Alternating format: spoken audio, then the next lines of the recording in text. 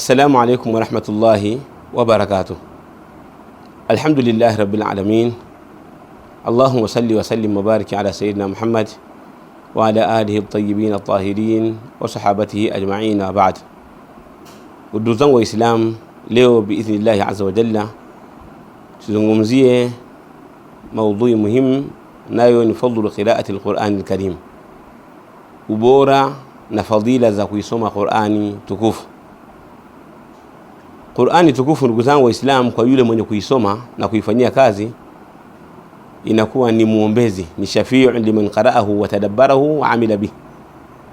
Inakuwa ni yenye kumuombea yule ambaye ameisoma, ameifanyia kazi. Anasema Mtume sallallahu alayhi wasallam, iqra'u al-Qur'an, isomeni Qur'ani, fa innahu yati yawm al-qiyamati shafi'an li ashabihi.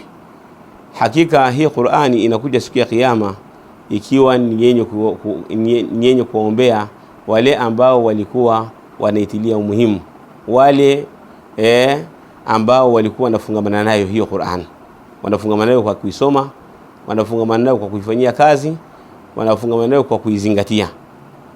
Wale wote ambao wanafanya hivyo, ambao ni watu wa Qur'an, Qur'ani itakuja kuwaombea.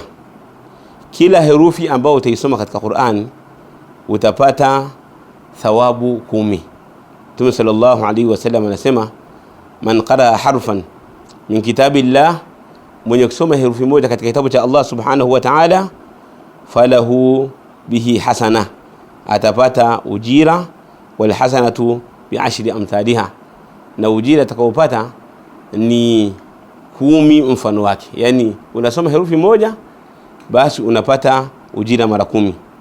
Mtume sallallahu alaihi wasallam akasema, la aqulu alif lam mim harf, sisemi alif lam mim ni harfu, hapana, lakini nasema alifu ni harfu, mim ni harfu, na lam ni harfu.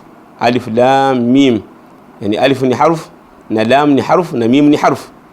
Kwa hiyo ukisema alif lam mim unapata thawabu 30. Ukisema alhamdulillahi rabbil alamin, hesabu zile herufi idadi yake ndiyo idadi ya thawabu zake, zidisha mara 10.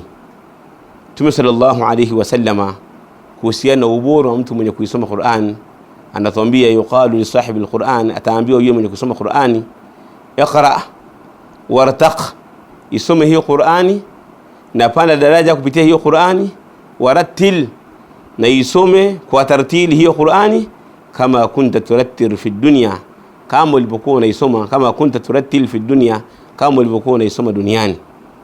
Fa inna manzilataka inda akhir ayatin taqra'u biha, hakika daraja yako ni mwisho wa kila aya ambayo unaisoma. Kwa hiyo huyu anaambiwa siku ya kiyama kwamba aisome Qur'an, aisome Qur'ani kama alivyokuwa anaisoma huko duniani. Hayo maneno anaambiwa akiwa akhira mbele ya Allah subhanahu wa ta'ala.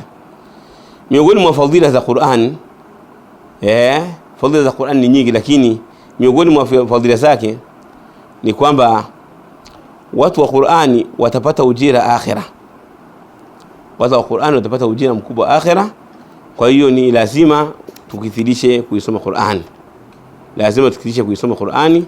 Na bali kuna riwayati ambazo zinasema kwamba hata wazazi wa yule ambaye anaisoma Qur'ani watakilimiwa siku ya kiyama kwa sababu ya mtoto wao kuisoma Qur'ani. Kwa hiyo hariyun maashara almuslimin kwamba tujitahidi sana kuisoma Qur'ani.